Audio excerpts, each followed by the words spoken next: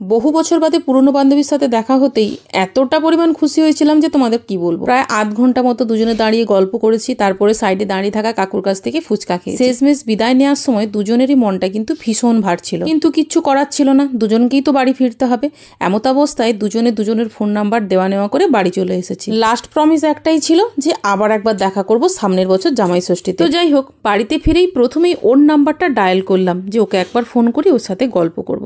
Phone করতেই ওর husband ফোনটা ধরে বলল, আপনি একটু পরে ফোন করুন, ও এখন ব্যস্ত আছে। ফোনটা কি একবার দেওয়া যাবে না?